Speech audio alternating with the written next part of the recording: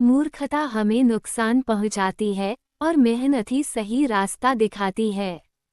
ये कहानी एक गधे की नादानी की है। शिवू एक छोटे गांव का व्यापारी था। उसके पास एक गधा था जिसका नाम गोलू था। गोलू थोड़ा आलसी था, लेकिन शिवू उससे बहुत प्यार करता था।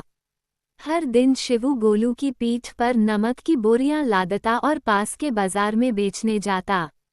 रास्ते में एक छोटी नदी पड़ती थी जिसे पार करना जरूरी था। गोलू शुरू में थोड़ा शिकायत करता, लेकिन फिर भी काम कर लेता।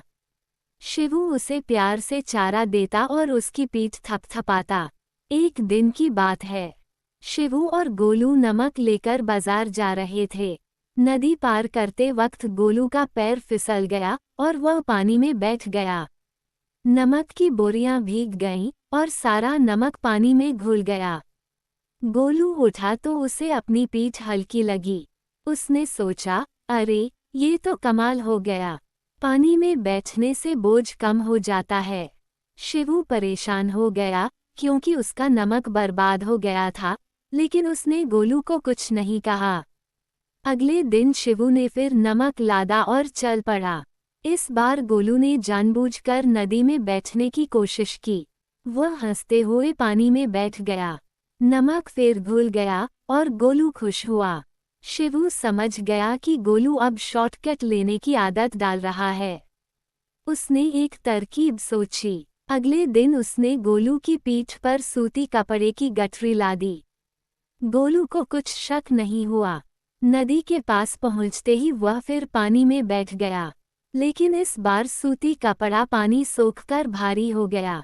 गोलू ने उठने की कोशिश की, पर बोझ इतना बढ़ गया कि वह हिल भी नहीं पाया। शिवू पास खड़ा मुस्कुरा रहा था। उसने गोलू को खींचकर बाहर निकाला और कहा, देखा गोलू, शॉर्टकट लेने की कोशिश की तो नुकसान हुआ, अब मेहनत से काम कर। गोलू की आंखों में शरारत कम हो गई। उस दिन के बाद गोलू ने कभी नदी में बैठने की कोशिश नहीं की।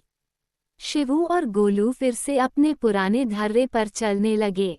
गांव वाले हंसते हुए कहते, शिवू ने अपने गधे को भी मेहनत का सबक सिखा दिया।